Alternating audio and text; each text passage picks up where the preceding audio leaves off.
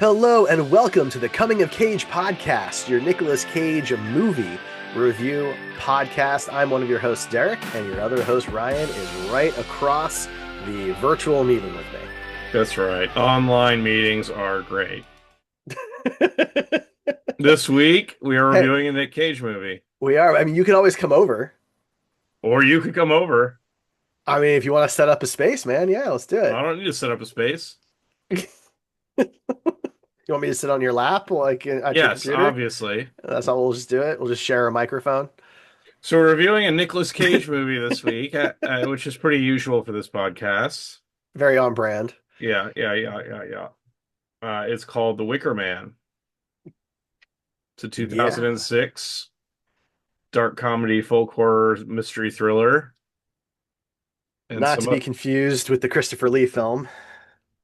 some of those descriptors are somewhat correct. They are descriptors. In a loose way. Yeah. Folk Directed by horror. Neil LaBute.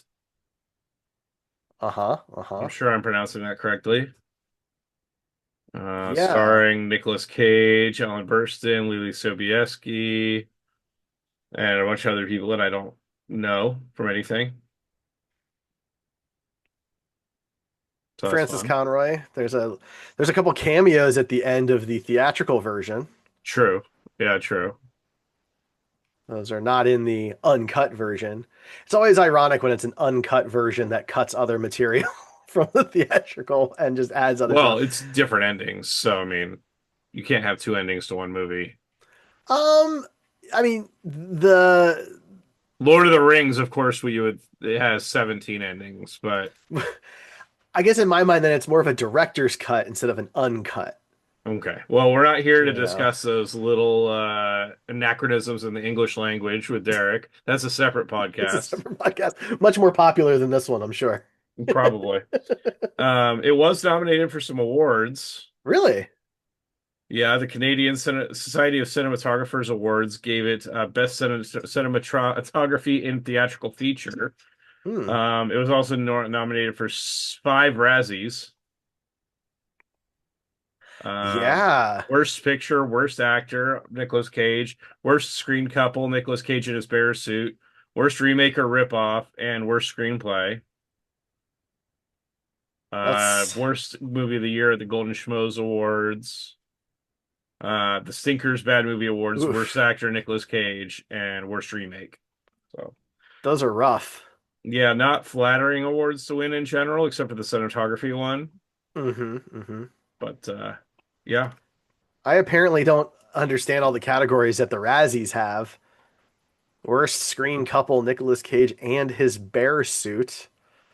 Not sure how that constitutes a couple, but all I right. mean, I think that it's a less serious award ceremony than what you may be used to, Derek. I Yeah, would I think guess. that might be true. Yeah. Yep. Okay. So if you haven't listened to this podcast before, welcome. First of all, we're happy you're here. But the way this usually works is that we both watch the movie. That's step one. It's a good start. Step two, we log into this meeting. And step three, we discuss anachronisms in the English language. And step four, we discuss the movie by going through it, the notes that I have written down as the movie progressed, in hopes that we will find some sort of uh, agreement in the end as to what we thought of this movie. That's right. We have our Keijo meter, so we will score the movie on that. We'll talk more about that at the end and see where it falls with the other movies. This is our 95th Nicolas Cage movie. This is episode 96, and we are now talking about our 95th Nicolas Cage film, That's right. which is pretty huge. So, Pretty huge. yeah, so this is like Ryan said, The Wicker Man's about, quote, a sheriff investigating the disappearance of a young girl from a small island discovers there's a larger mystery to solve among the island's secretive neo-pagan community. That's what the movie is I feel about. like neo-pagan is a weird, I don't know if pagan communities would want to be tied into this movie, but you know, This movie speaks on your behalf, pagans. What do you think of that? Yeah. Yeah, I'm sure they're very happy about it. Thrilled. Thrilled. All right, so starting with the very first note, Derek knows what it's going to be. Four title screens, Yeah. including one for Saturn Films, which is Nicolas Cage's production company. hmm This is fairly early on in Saturn This is films. fairly early on for movies that he did that had a lot of title screens too. Most of the title screens, like in the 90s and early 2000s, there was like one or two production companies. It wasn't like smaller productions that I think that this was early on in the start of when he needed to start making money and was doing more roles, hmm and movies started having more production companies involved. Yeah, yeah, that's true. So right away, we discover that he's a cop in this movie, which is on our bingo card as a government slash military employee, hmm although local government, but still counts. Definitely counts. And this one's up for debate. We get kind of an awkward diner scene. So I was going to ask you about that. It certainly is a weird scene. Felt awkward to me, but I'm not sure if it was really filling the spirit of why the square is here. Okay. Well, that might be something that we have to debate more in the bingo card Yeah, episode. Um, Keijo bingo. yes. Um, so he's a really good traffic cop. I mean, he's pulling people over right and left. We see him pulling over all kinds of people, doing all kinds of cop things. And then he's behind the station wagon, very, 90s station wagon, and a doll comes flying out the back of the passenger seat or the back seat of the thing. hmm And so, no, without even missing a beat and stopping, he just leans down and grabs the doll while he drives by, picks it up, and pulls over the person driving and has a conversation with the person in the front, presumably the mother of this young girl that is in the back seat that is throwing out this doll, and generally being a walking disaster or a writing disaster, I guess in this case, a menace to society, if you will. The kid? Yes, because Okay. Nick Cage hands her the daughter and is like, you have to hang on to this because it's unsafe for you to be throwing it out your car at other car or like onto the highway. And then the girl immediately takes it and throws it out even further, which results in her death. Is that, I don't think that's what results in her death, is Yeah, it? because he walks over to go get the doll and the truck swerves to miss him, That's why and the truck swerves? that's what we're led to believe. I thought there was something else in the road. No, he was picking up and the truck swerves and hits the car, Okay. sets it on fire. And of course, he gets knocked by the truck a little bit. And he gets up and sees that the car's on fire and he can't get the door open. And so he starts bashing the back window with his helmet and trying to pull the girl out. But as he's trying to pull her, the gas tank explodes, sending him flying. But of course, he's okay. And everyone else dies. Well, he's not like super okay. I don't know, he's taking pain pills the rest of the movie. Are those pain pills or are those like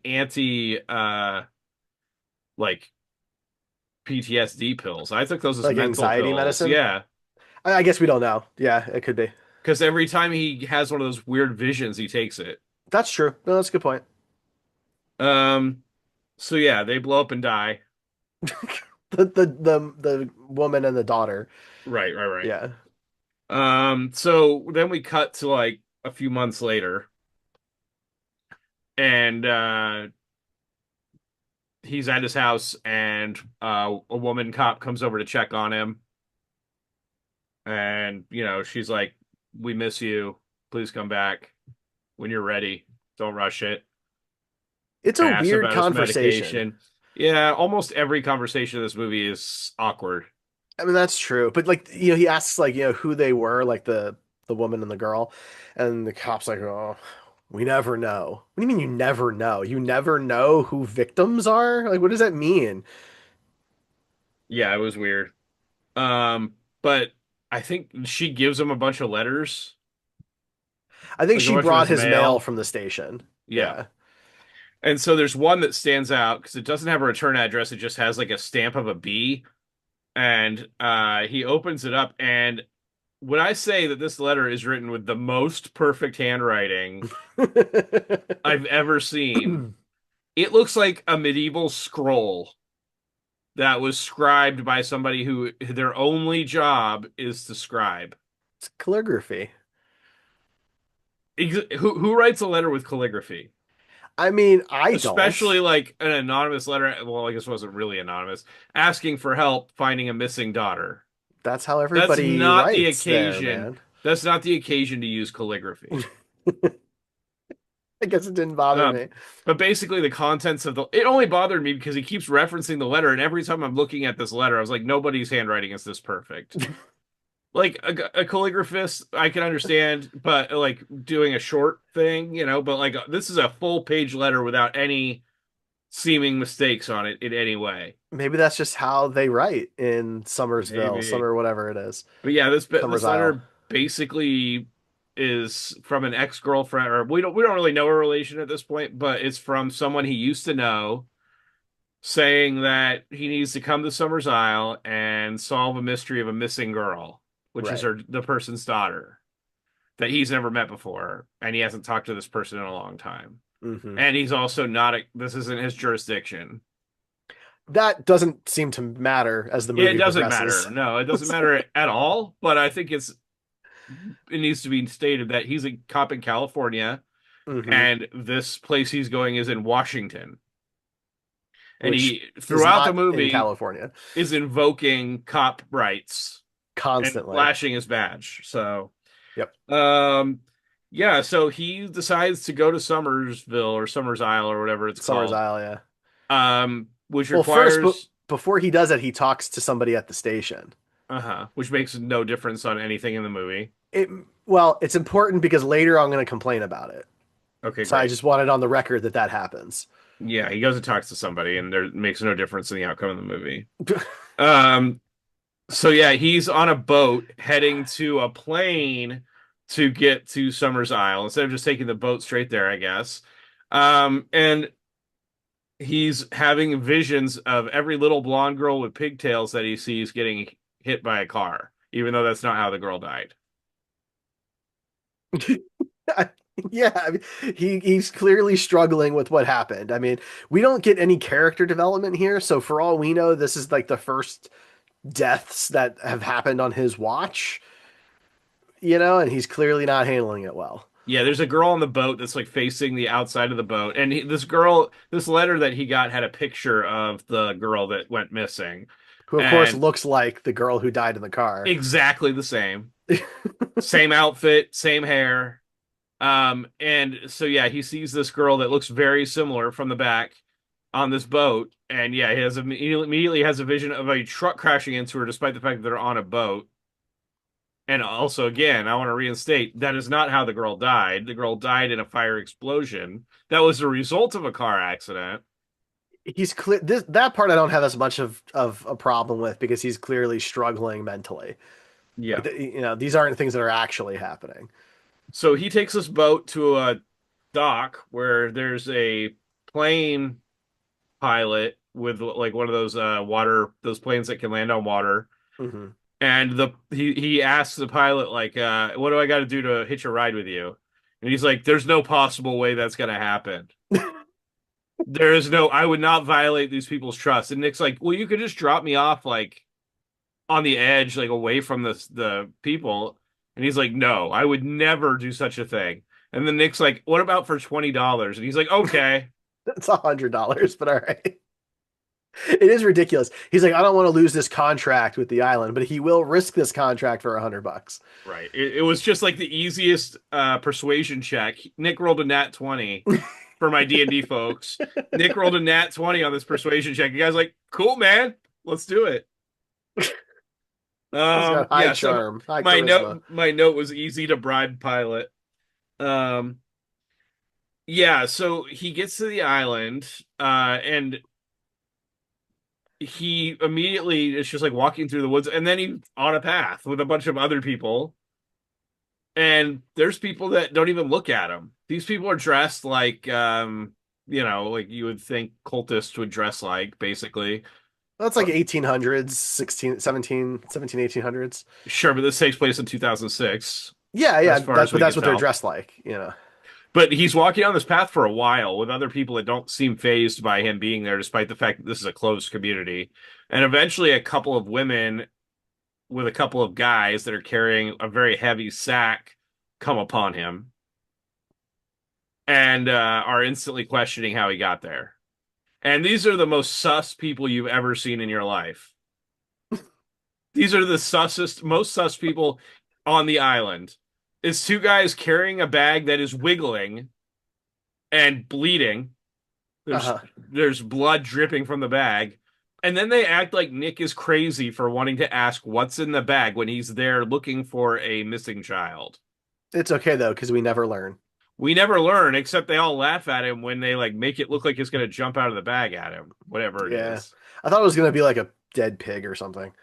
But it was moving. Dying pig, sorry. Yeah, maybe.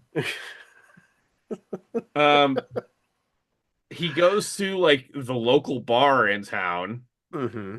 and is like, I need a room. I'm a cop from California, and flashes his badge to the whole bar. It's like, I'm going to be questioning every one of you. So just be aware. And then he's like, what do you have to drink before I go? So he sees his like person he knows, and she's going to like take his stuff up to a room for him. And he's like, well, just before I go up there, what do you have to drink? And the bees are like a theme for, this movie. And they give him a mead, which is honey alcohol, basically. And he drinks like a third of it.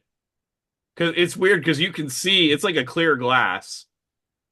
And he's drinking it and then stops. And for all the alkies out there, I know that bothers you, because I live with a person that has struggled with that addiction in the past. And every time a character in a movie or a TV show leaves a glass half drunk of alcohol, it's a trigger. Okay. Like in a way that it's funny to me at that point, because every time I see it, I'm like waiting for the person that I'm watching the movie with to go, hey, they left it. Anyway, maybe it's more funny to me than it is. I think alcoholics will get some amusement out of that. But anyway, he drinks like a third of the thing, and then he smashes a bee with it. And everybody's really upset about this. There's a bee on the table, and he smashes the shit out of it. Yeah. And the lady that was served them the mead is like, "Why the fuck would you do that?" She said, why would you do such a thing? Yeah, and then he's like, "I'm allergic to bees." And And we're like, I'm oh, like, "Okay, you went to an island that's known for exporting honey or like producing honey, and you're allergic to bees. This seems yeah. like a good plan." And he brought only two EpiPens. He also didn't bring a radio to an island that doesn't have cell service. You know, like there's a lot of problems here, man. He brought his like regular sidearm. He doesn't have any extra weaponry with him that we are aware of. But he did bring two EpiPens, which I want to be very clear on this. They are in their own case, and they're labeled B-Epi. Derek, have you Yeah, ever seen an EpiPen in real life? yeah. Is it labeled for the specific allergic reaction that it's meant to counteract? I mean, I am not gonna for a second say that I know for sure that they're not. I mean, So, like so in your mind, you can say you don't know whether an EpiPen is each is individually made to counteract a specific allergy, and there's not. oh no, but what I mean though is like I don't know where he got his. You know, like what company he bought them through, or whatever. Like they look, I've seen different looking ones. For all I Sure, know, but there's were like any of them labeled as a specific counter to a specific allergen? I have no idea. Okay, Derek doesn't know. I'm going to answer that question and say no. That's not how Okay, EpiPens are labeled. An okay. EpiPen is a thing that you use for an allergic reaction. No, I know that. I They're just not don't. specific to. You don't have to carry a B specific EpiPen. Sure, but maybe it was a company that like specialized in that type of marketing. You know, Okay.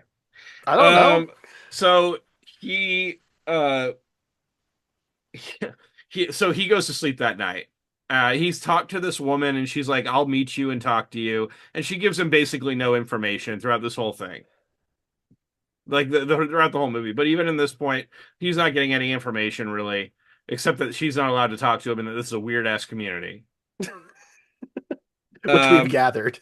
yes, and in the middle of the night, he hears like a little girl scream, and he looks out the window and he sees what looks to be the girl from the picture, but it could be literally any girl from the island because they all look exactly the same. And it's the middle of the night and she's like 50, 60 feet away. Yes. So he immediately charges out of this building that he's in, which takes about 6 minutes. And the girl has already ran, so she's long gone. But he heads in that direction, So and he, let me ask you a question. Do you think he actually heard and saw somebody, or do you think that was in his head? I don't think it matters. I only think it matters because of the end of the movie. I think that because, I mean, spoiler warnings, right? Because the whole thing is a setup, I don't know that it makes any sense for there to be a real girl there. Sure. Because all that does is increase the risk that he catches this girl and it's, and something happens. And then what? It's not the girl? Like, then the movie Well, continues. It I doesn't have a affect lot of anything. problems with that, the way that works out, but it just, I don't know, it just doesn't make any sense to This me. is So, not this is not the only time in that movie that he sees a girl yeah, randomly or hears a girl and chases them. right. Much to his chagrin, because he tends to have issues when he Hmm. does this, including this time because he hears crying from like a what looks to be some sort of a barn, and he keeps hearing crying, and the crying is coming from like up the stairs, and so he goes up the stairs, and there's a red, what looks to be some sort of red hooded cloak or something, which is something that the girl was wearing, Hmm. and it just happened to strategically be placed behind like some hay bales for him to where it looks like maybe a little girl would be hiding. But no, just a red cloak. And then he has the floor fall out below him directly over a bunch of sharp implements. Bummer. The floor was fine everywhere else, but the spot directly above a bunch of pitchforks and pikes and whatever other sharp things you need for a farm were all point up right underneath him. Hmm. Hmm. Too bad For he didn't no fall and kill himself and end the movie early. no particular reason for that, but or that's at this point I'm like, okay, somebody is trying to kill him. But there's so many times through the movie that they could have just killed him if they wanted to. Oh, tons of times. Yeah. Yeah, Tons. I literally probably a dozen times. But there's also equally as many times where he could have fucked up their entire plan just by accident. Oh yeah, the plan was asinine. There was no way this plan should have ever worked. No. Whoever planned it should be fired or sacrificed for the fertility festival or whatever.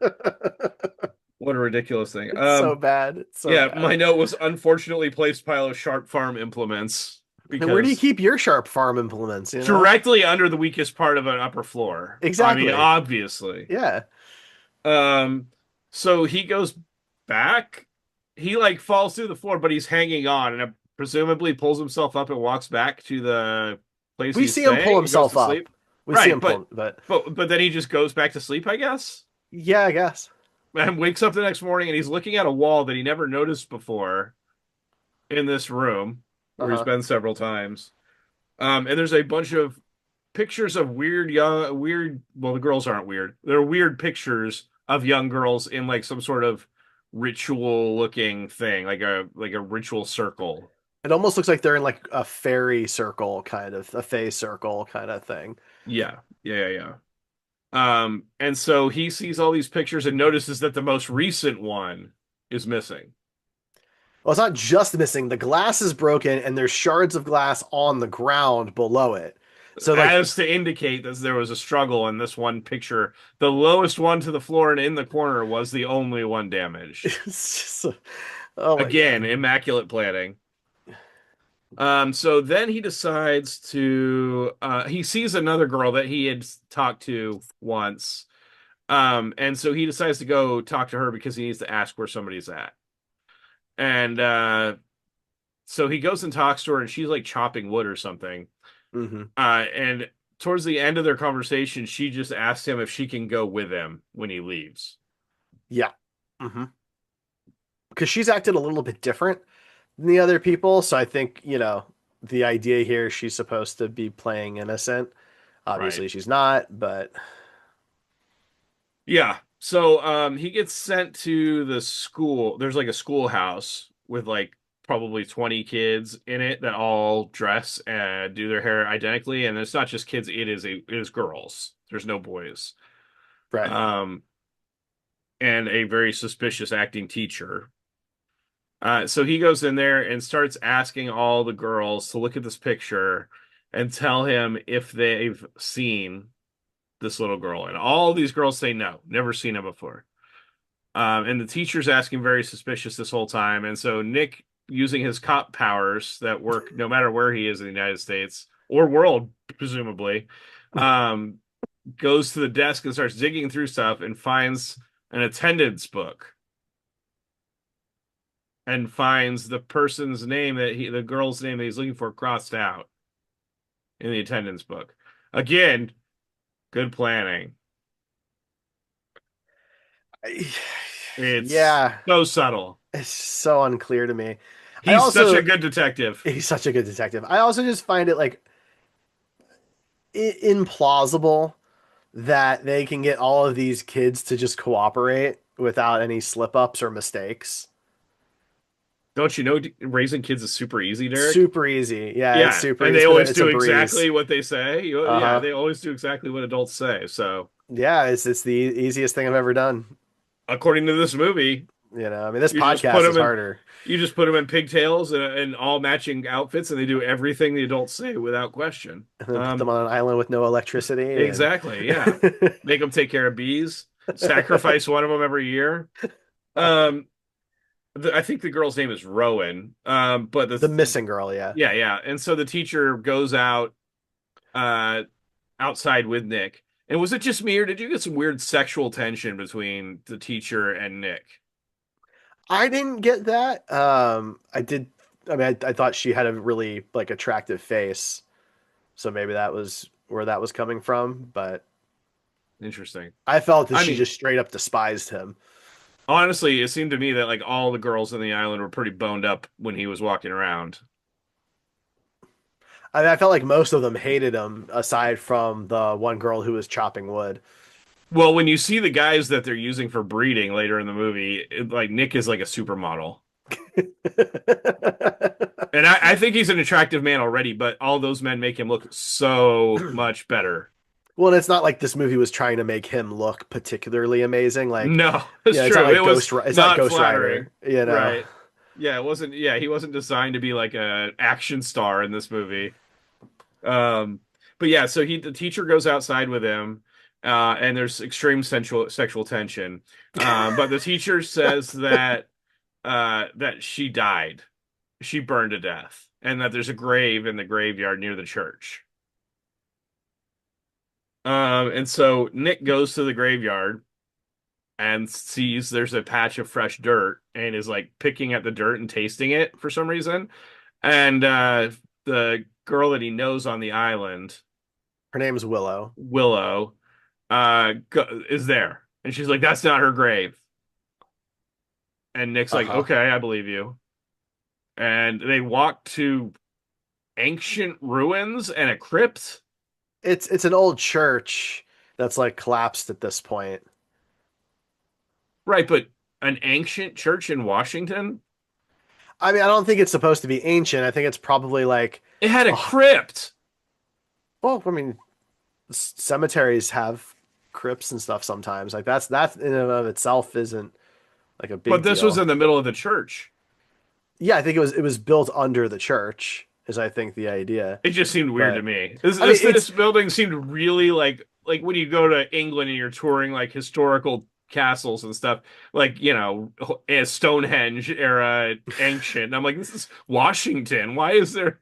because I mean that's what the island, that's what they rebuilt. Like when they were there three generations before, right? Because it's her great great or great great great grandmother that made the place, right? So they built it that way on purpose. Ah, okay. Now, I and I'm also sure the goal wasn't for the church to collapse, but I also want to mention it doesn't have any bearing on the movie. It was just kind of a tasteless thing that people on the island did. But when he was in the classroom, um, he saw one empty desk. Again, his detective skills are unparalleled.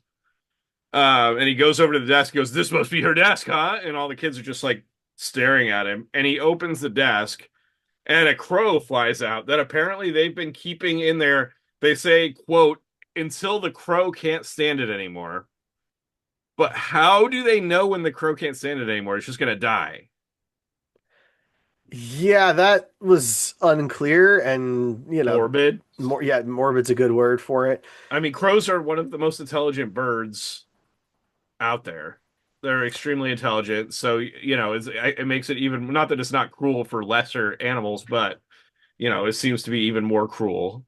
Well, that's why I thought they were going to go a different route with the crows, maybe something supernatural. Yeah. Like I kept The crypt and the rituals and all that seemed to lead to something supernatural, and then it was nothing. and then it didn't. Yeah. Yeah, that's true. Yeah. Yeah, so obviously they show the crypt and she's like it's been locked for forever, but there's a modern lock on it and he comments on that and she just doesn't say anything. Um No, I think and she she no, she just says it's flooded. oh okay. But Yeah. then but he mentions that it has a modern lock on it. Yeah. Which Um she doesn't seem to care that much about. no, she immediately moves on. Yeah. Uh but during this conversation we find out that she was a former lover of his and that Nick's the daddy of this child. This is allegedly his daughter. Now, Here's were a you shocked at this revelation? Yeah, it was so shocking. My average IQ is about 80, and I did not see this coming. No, it was the most obvious thing I've ever seen in my life. Um, yeah, it was not shocking at all. And at this point, we did look up whether the person was 10 years younger than him or not. Um, I don't think this is the point where we decided that she was a love interest because they were I mean there was some tension there but they didn't seem to be pursuing that at all. No, it was a little early um to make that like a yeah, definitive. exactly, but she is exactly 10 years younger than him, so Well, she's a little bit more because if you look at the months, okay, well, he's whatever. January, she's October, She so does qualify is it what I mean by qualifies. that. Yeah, no um question. so he sees the plane coming in that Right, he the rode in Santa. on, and so he runs across this entire island, or no, he bikes. The most One of the most ridiculous things about this movie is there's no way to make Nick Cage riding a bike, a woman's bike, look cool. Well, it's also like an old timey kind of bike. It's not like it's a motorcycle or something Yeah, like it or a looks dirt like it's like bike. a 50s Yeah, like pinup bicycle.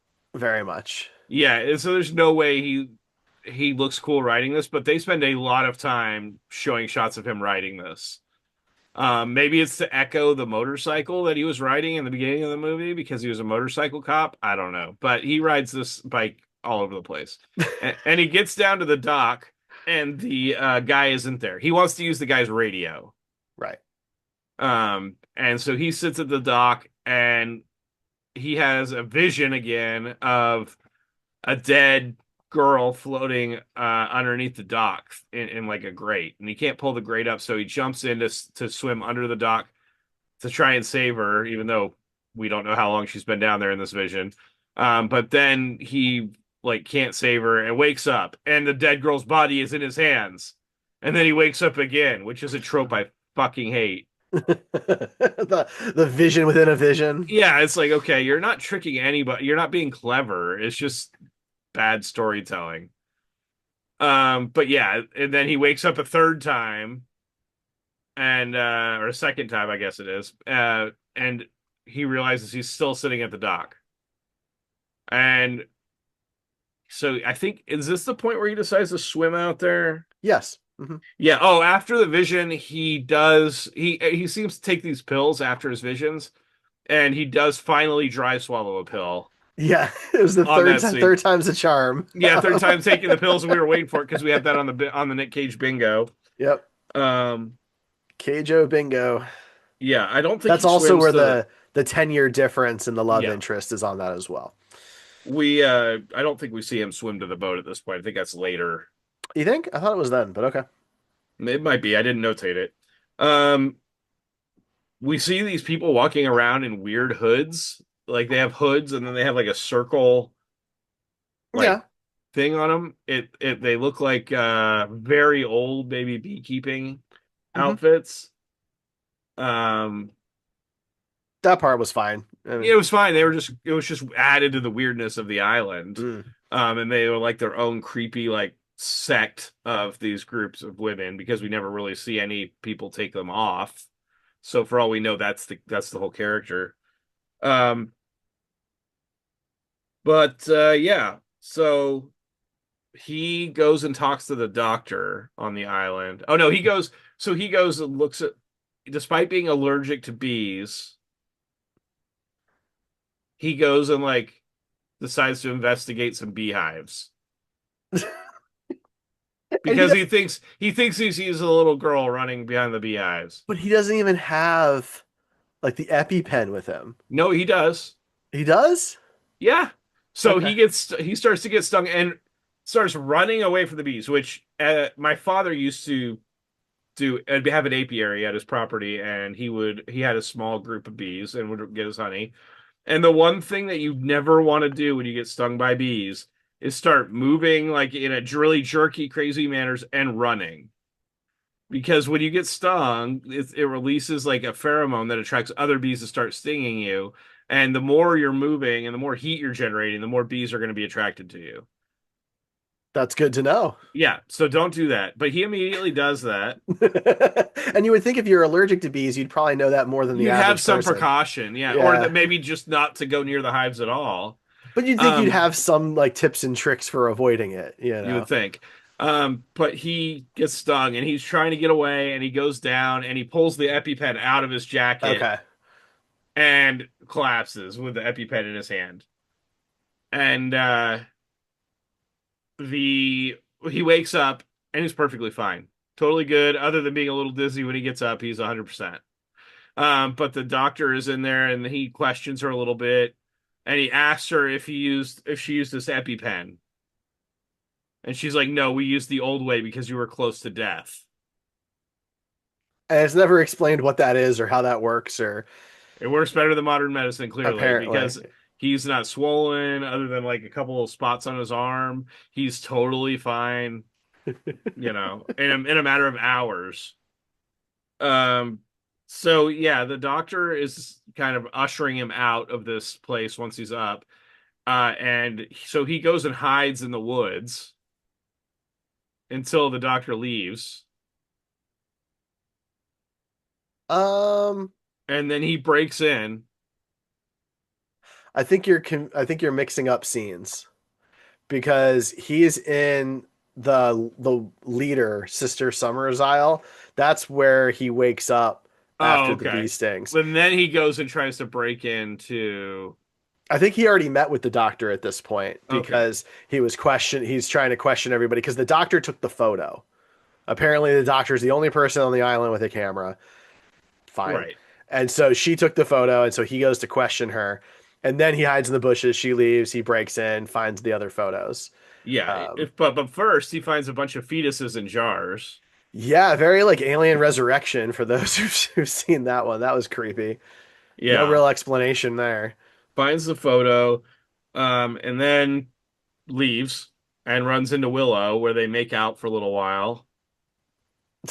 At which point I considered that a love interest Yeah, and I think at marked that that point we're box. good. But yeah, so after the bee stings, he's in Sister Summer Isle's house, and this is where he meets her officially for the first time. And Oh, there's okay. Yeah, I did mix this up because that all happened before he got stung by the bees. yeah. And so then, yeah, he starts running from the bees.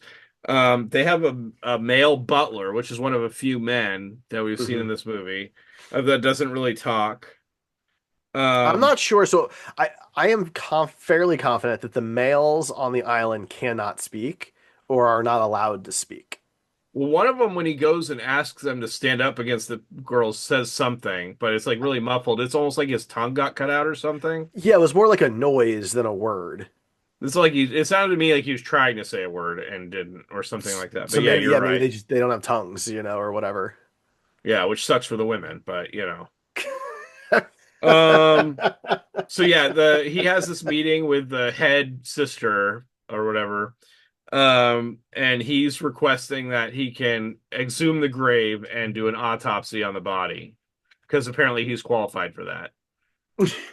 And she says fine. And so then the scene goes on for another like 8 minutes and it ends the same way that my brain thought, which is I thought she already said yes to this. Yeah. Yeah, and he asks again and she's like, I already answered that question. But we find out that the men on this island are just used for breeding. And And some manual labor. and so he asks her what happens to the boy babies, and she just says it depends. And we Yep. never really get an answer to that. Nope. I Um, think it means some of them are killed. I think is what that I think it means. means most of them are killed. Because we don't see any young boys at all. It's Well, just I imagine grown if men. they would be kept somewhere else, right? Because the Maybe, men also don't maybe seem to like live with the women. it's possible. So he goes to the cemetery again and digs up the grave, and inside the coffin is a doll That's that's burned. a doll, yeah, a doll. A So like burned this is doll. so convoluted. Like why is that there? Why does there need to be something in the grave or why does there need to be a grave at all? Like it just keeps adding these convoluted steps that don't mean anything, don't go anywhere. It has to add another 20 minutes to the runtime at least, Derek. So Eh. he thinks he hears crying again. I don't know if they just hid tape recorders all over the place. I don't think so because other than a couple of lights, there's no electronics on this island. So, but well, he hears some sort of girl crying or Yeah. yelling, and so he goes down into the crypt, of course. Okay, And and so in so this is where this like I feel like he has to really hear this because I think the goal of this is to make him trust Willow more yeah, and be more like invested. yeah, maybe. So this is like the second or the third time where he's taken his gun off, and they've shown him take his gun off. And so all of these times I was convinced that somebody was going to take his gun. Oh yeah, yeah. And they've shown him like check his bullets a couple times in the gun, like drop his mag and put his mag back in as if he's getting ready to go into a firefight with a island that doesn't presumably have any guns. It hasn't shown to have any kind of weaponry. Um, but and before he goes in, because he starts hearing the crying from like a part of the crypt that is flooded and has a door over it that is easily closed and blocked. But he takes his suit jacket and tie off and his gun and leaves it Oh there. yeah, those are dry clean only. So Dry clean only. So he goes in there and then big surprise, someone comes in and closes the grate and puts like a big rock over the grate so he can't open it. uh-huh. And he's in Yep. there for an undetermined amount of time and Willow shows up and saves him. Why they don't close both gates to lock him down there and just I Because don't that know. wasn't the point. Right. Like but the thing is though, is like even if that wasn't the point, he was still down there for hours. Hours before Willow finds him. He easily could have drowned. How do they Yeah. know how long he can just hold himself on that grate and not drown? Maybe they're just like peeking down every so often to see if he's still there or not.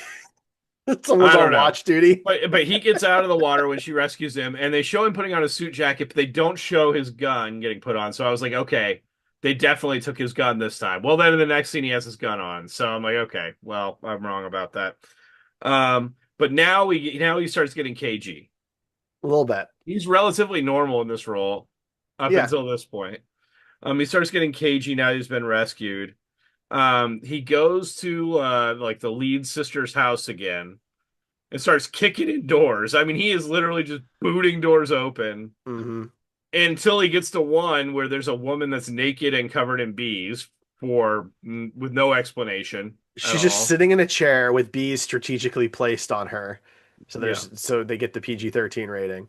Um, yeah, no explanation. We still have no idea what that means. But then we get into after he leaves, we get a scene with like the mother dressed in all in white in a white bed with a bunch of people around her going, "He's gone."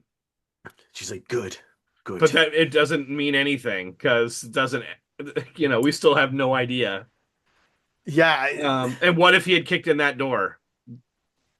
if he finds her, what does that change? What does that do? Like, I mean, was he Right. gonna But do and shoot why her? does this room look like this? There's no explanation for anything. Um, so he's literally assaulting kids. He's he's like going into the people's houses and shaking the kids and telling them to get out of the way, pushing them out of the Well, way. they're all wearing masks for this festival, of course, so he has to like take the masks off of every kid.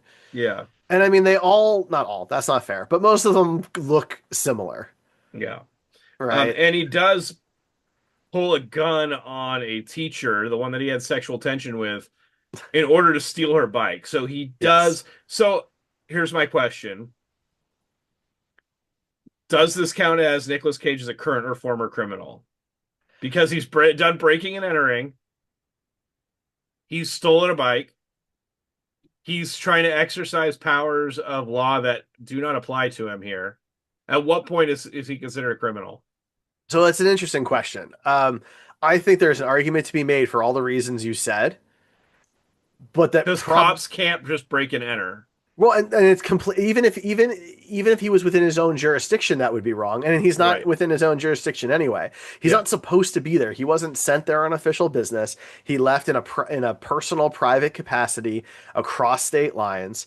And I now obviously there's something shady going on.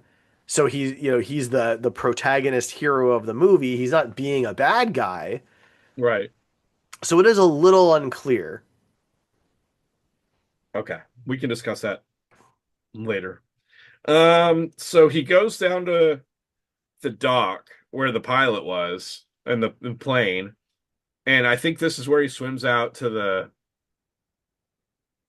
the plane. Maybe it was earlier. It doesn't really affect anything I regardless. mean, the radio was destroyed. That's Yeah. all that matters. I think Uh at this point he sees that the plane is more or less sunk, and there's just yeah, like a he little oh yeah, bit. yeah. So he had to have done it earlier because the plane was it wasn't more or less there's a piece of the wing sticking out and Yeah, that's that's it. all. So That's all that you can see. it's more sunk than less sunk. Right. But he also finds the body of the pilot whose mouth is stitched up and is His missing eyes are eyes. gouged out. A hand is missing, and this makes zero sense. Okay, so this was part of the big plan was to kill the pilot who brings your supplies every month or And almost have every day. yeah He said. and have his body there to discover because that affects something, I guess. Well, and look, this is 2006. That's a real airplane. The FAA would know that like that plane just never came back, Yeah. right? So, but it doesn't make any sense that the society would have a contract with this guy. He comes to them almost daily for with supplies because he tells us that. So they're gonna kill him, even though this was what they wanted to have happen. Yes. Okay. So then he goes back to the bar, but before he gets there, we get a scene of to the bartender and some other woman that we'd seen before asking, "Did you take care of the pilot?" Yeah. And then when Nick Cage walks in, she's like, "Okay, now I need to leave," which is not suspicious at all. So Nick Cage walks up to this larger woman who's the bartender and literally punches her in the face. Right in the face. Unprompted, there's no discussion. It's so funny because like the scene definitely gave me those vibes. I'm like, I feel like he's just gonna punch her. He does, and I couldn't believe it. And then he karate kicks another one into the one that asked him to leave Yeah, the one or who to was go with him. chopping the wood Yeah. He straight up like karate kicks her into the wall in the of in face. the face of pictures of these girls that were for the festival or whatever, the one that had the wall that was missing or They the have a picture. mini fight scene, yeah, but that's how it ends. It's a very short fight scene, and he straight up karate kicks her in the face, Which was, which is hilarious. it's great. Honestly, this movie turned into a comedy at this point. Well, maybe there you Um, go. There's the dark comedy. Yeah, yeah, exactly. So this woman was supposed to be dressed in a bear costume for the festival, and Like so you he do. steals the bear costume and wears it so that he can get close, And even though was he has that no idea what the role is because nobody else is dressed up like a bear. So presumably this woman would have some sort of larger role. and this was apparently part of their plan the whole time. Yes. And so he walks up to Willow and he's like, "Willow, I'm here." And she's like, "Okay, just blend in." And And no then one, they're all walking around. Nobody is noticing him. Like I yeah, just and they get to this area where they have the girl that he's been looking for strapped Rowan, to yeah. a post, Hmm. and they're getting ready to kill her. And Willow is like, "Go stop him!" And so he trudges up about 80 feet in his bear costume and straight up clocks the woman that's getting ready to set the fire. Uh-huh. So we get a Nick Cage in a bear costume punching a woman, which was again hilarious. And He then straight there's up this, assaults three women. yes, and this is where it's revealed that Rowan was a trap from the beginning. No, not yet. Not yet. Because so he gets her and he's running through the woods. He's taken the head off of the bear suit, but he's Yeah, still running around in the bear suit. He's carrying her. Now this is why I want to bring this up. He's carrying her yeah, for a which is long time. easy, What? which we all know is super easy to carry a 40-pound child and while running through the That's fine. woods. Yeah, It's no problem. whatever. It's fine. But at some point he decides to take the bear suit off, and from that point forward, he doesn't carry her anymore. What if he had just picked her back up and went in the other direction? Unclear. So she starts running in a specific direction way faster than he can run apparently. And Well, kids. he's winded. And so she runs straight out into this field where Nick is surrounded by people from this village, and they tell him that this whole thing was a setup. Yeah, Sister Summer's Isle gives us the whole evil villain monologuing scene where she Correct. explains everything. And And if normally at this point, the hero would be like, here's how I'm going to foil your plan." But nope, they break his legs. well, so he tries to fire his gun, but Willow took the bullets out at some point, and she's been holding them this entire time apparently, Yes, so she can very dramatically drop them yes. in front of everybody. But I have a question for you. If he had intention and tried to fire the gun, but it was empty, does that count as shooting a gun for our bingo? We can talk about that on our Okay. bingo episode. All right. Um, so, uh, yeah, so they go to like fade to black, and we hear like crunching noises, and he's like, "Oh, my legs!" And I think we have to presume that he had his legs broken at this point. And then it like kind of comes back from black, and he's being dragged toward this giant wooden edifice of a person. I don't know if that's the The right word. Wicker Man. Yes, this is the Wicker Man, titular Wicker Man.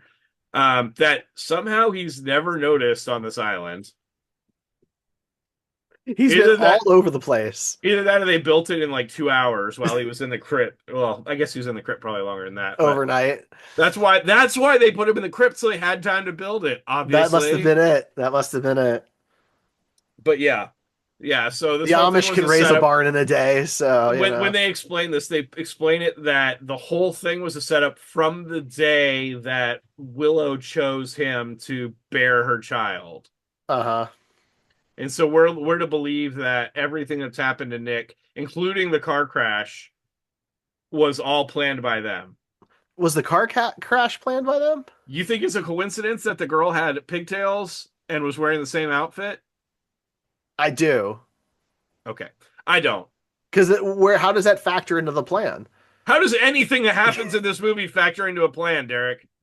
But what I mean by that though is I like, don't care. I'm not going to argue this with you. There's all right, no way. Like, fine, okay, we'll disagree to disagree. that's fine. So, I but don't the think idea is arguing of that is going to get us any no, further. Anything. it's totally fine. So the idea here is this plan has been ongoing for like a decade. Yes. This is a Whether or decade not long that plan. specific thing that set this whole thing in motion was the thing or not. Um, yeah. So they hoist him up into the Wicker Man up to the very top level with some goats underneath him, and set it on fire. The The Rowan little sets girl it on sets it on fire. fire, Yeah. and he dies.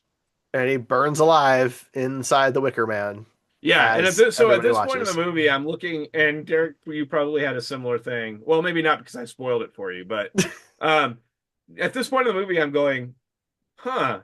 How does he survive this so that they can get that scene where he's like, "Not the bees." Spoiler At the alert: last second, he they pull doesn't him from the survive fire. this. That's not in this movie.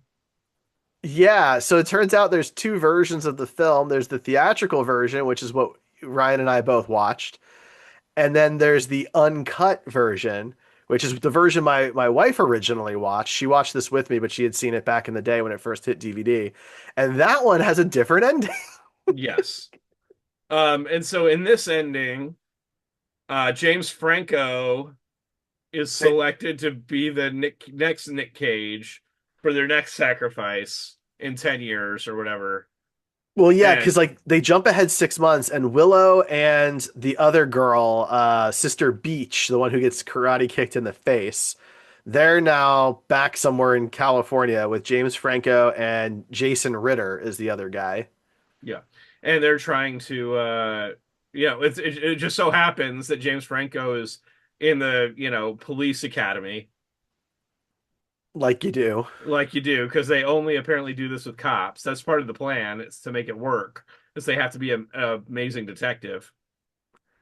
You would think at some point enough police officers have gone missing on this island for that No, to get somebody's attention. no, Derek, that's impossible because it only happens once every like 8 years. But it Because they does have get. to get pregnant, then the girl has to disappear, have the child get up to be old enough to do all these things, which is presumably 5 or 6 years old.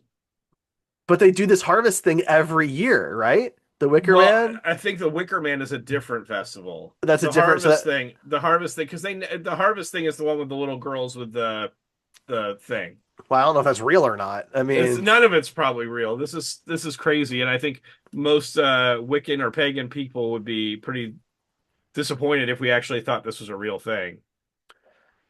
yeah. So the reason for the two endings is that the uncut version, which has the bees scene, that got a mature rating, an R rating, however you want to phrase it, and they wanted a PG-13 rating, and so they had to pull all of that and have like the leg breaking off scene and all those types of things.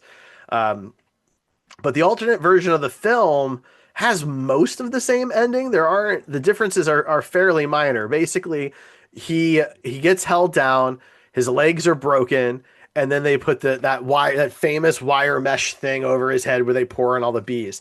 And then I guess he passes out from being stung a bunch of times, and then they bring him back using his EpiPen because they don't want him to die that way.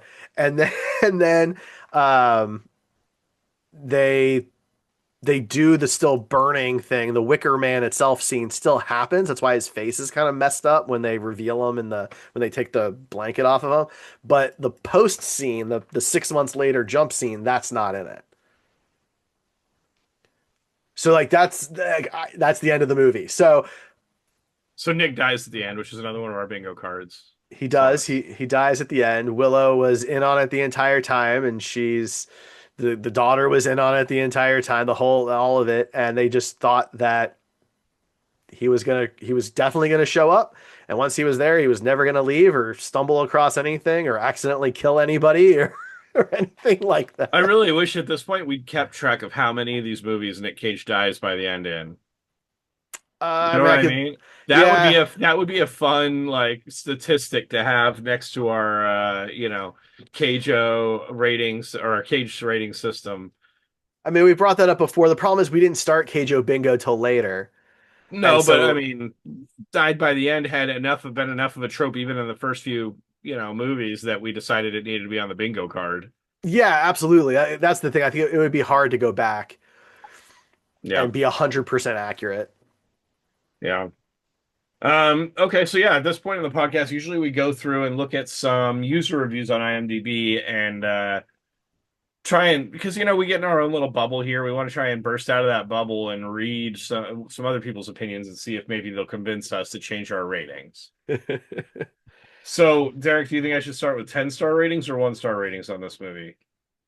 Let's start with the 10 Okay. because there's fewer of those for you to have to choose from. Yeah, so I think it's worth noting that for this movie on IMDb, that the 10-star ratings there's 30 of, and the 1-star ratings there's 356 of, which may be a record for our most 1-star ratings on a movie.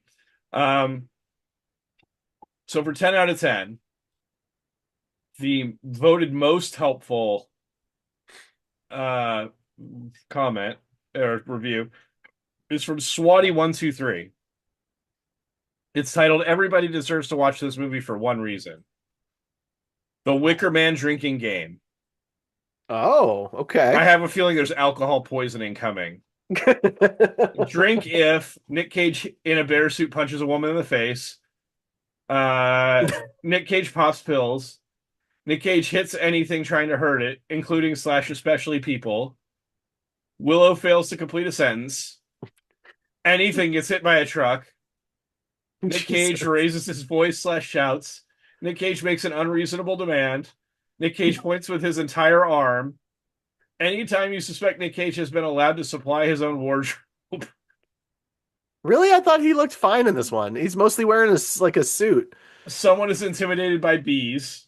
Nick Cage threatens or accuses someone or something. Nick Cage looks perplexed or stares blankly. If Nick Cage drinks, you drink. Drink for the entire time Nick Cage is on a bike. One of the most entertaining movies I've ever seen, is what they say. Oh my God. Um, Mere DSM, which may be a car reference, I'm not really sure there, um, says one of the most unintentionally funny movies in years. The Wicker Man is not a good movie. There, now that that's out of the way, I can tell you that this movie is certainly worth seeing. Not in the way you would think of it, however, because The Wicker Man is one of the funniest movies I have ever seen. I would rank it up there with Airplane and Monty Python and the Holy Grail.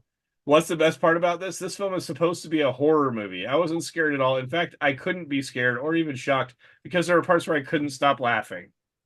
The acting is terrible. Nick Cage is an incredibly wooden actor, delivering almost all of his lines in the same monotone voice, although the more memorable parts of this movie are when he gets angry. The plot? What plot? This movie makes no sense at all. And when the point of the movie is to scare the audience, the movie fails miserably. The music also sometimes seems incredibly inappropriate, even laughable. So if you can stand the bad parts of this movie and enjoy it as it should be watched, you may find yourself a Wicker Man fan. I did. We'll Okay. do one more here. This is from the Film Critic 2001. I think we've read some of their stuff on here before. Um, how did this masterpiece go overlooked? Such a great movie. It's one of those movies for movie buffs, really, but I'm sure even the broader mainstream audience will pick up on its genius. That's what this is, sheer genius. It might be unintentionally so, but how many times do you see a bear suit in the final act of a film being pulled out with such nonchalant bravery? It's a good point.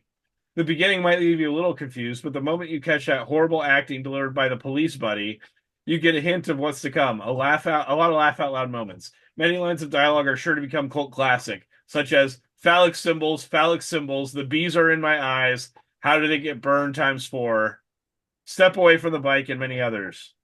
It could use a little trimming in the editing, but the slow moments are crucial to enhance the precision with which it walks on the fine line that separates farce from tragedy. Highly recommended to any film fan or anyone looking for some laughs.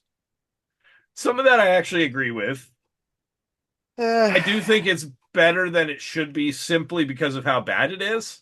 I know you appreciate a bad movie, as do I. And I do think this falls into the category of bad movies that are so bad that they're actually enjoyable.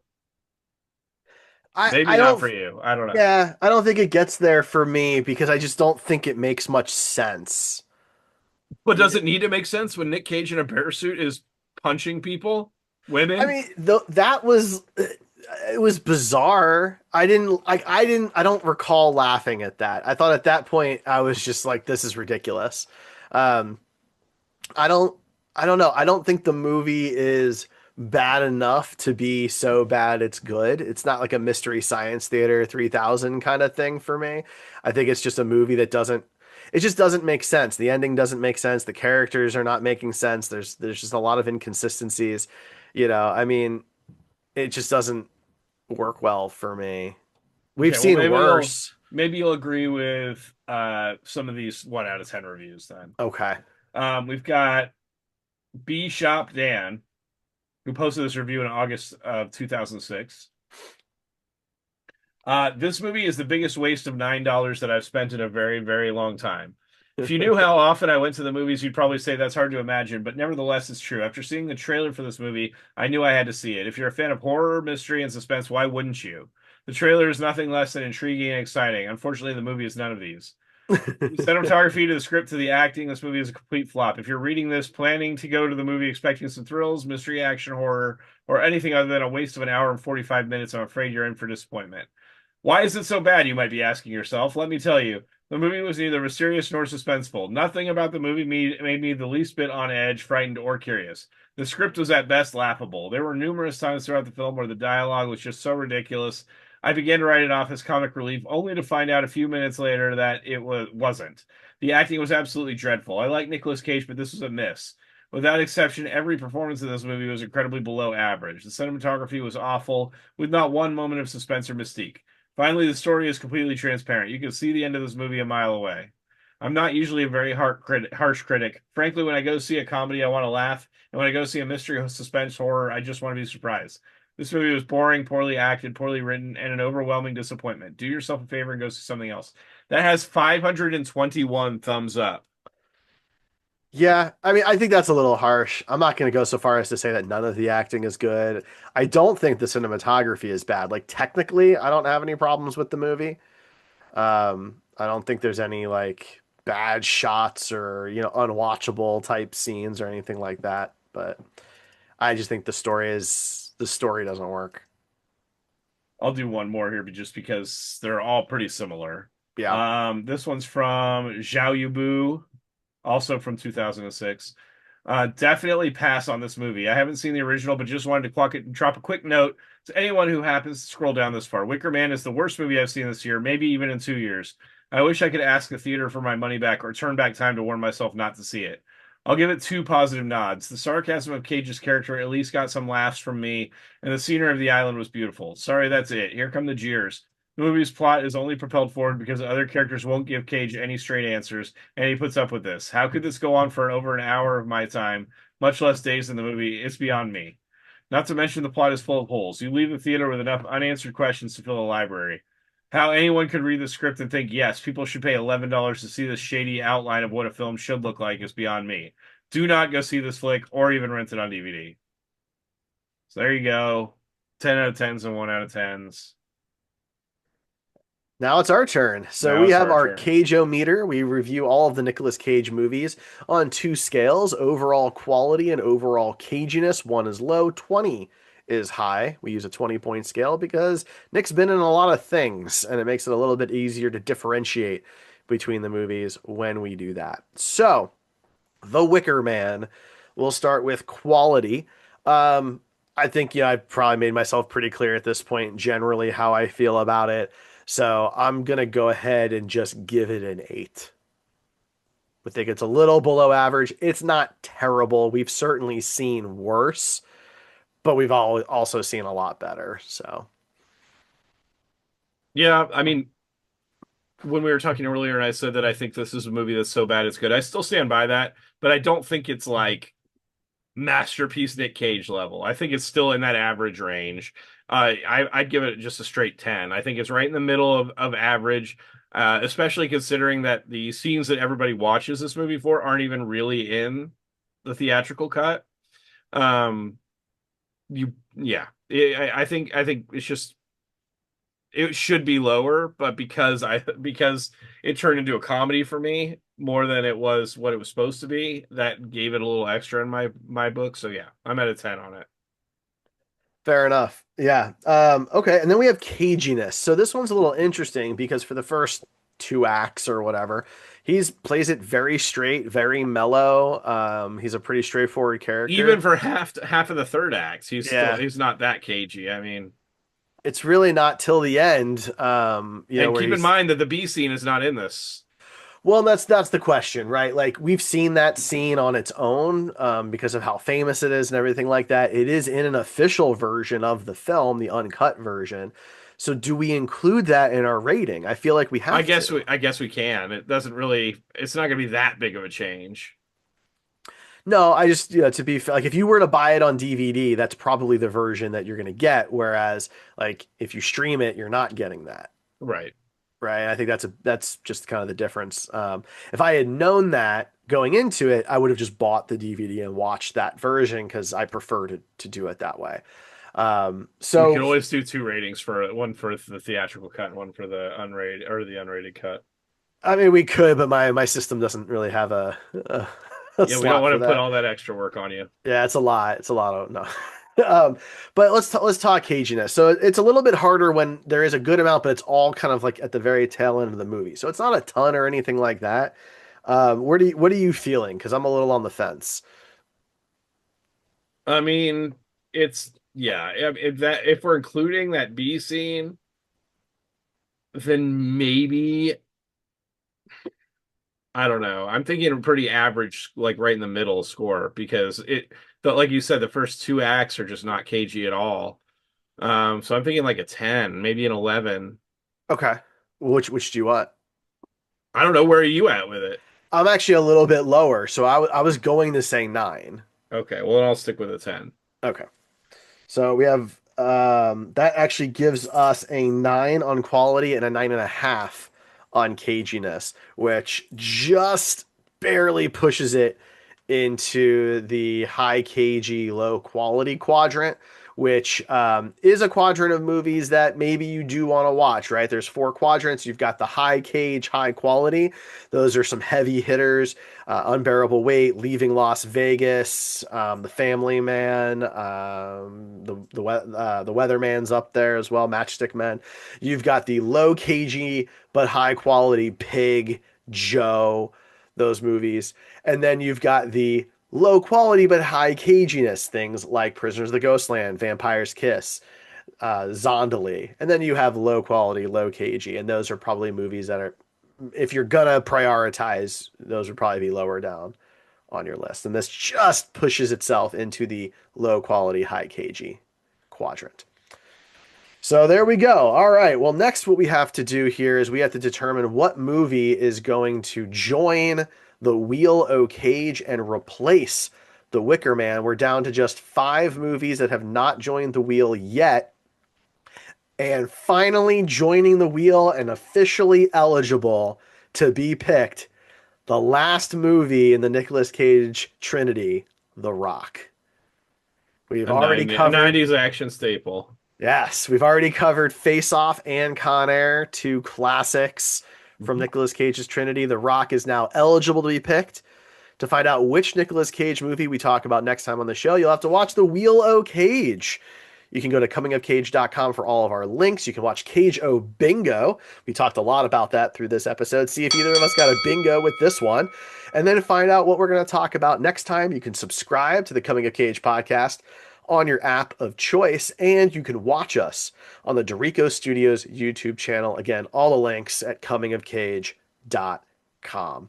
Ryan, anything else for 2006's The Wicker Man? Not the bees. Not the bees. All right. Thanks for tuning in, everybody. We appreciate it. We will catch you next time.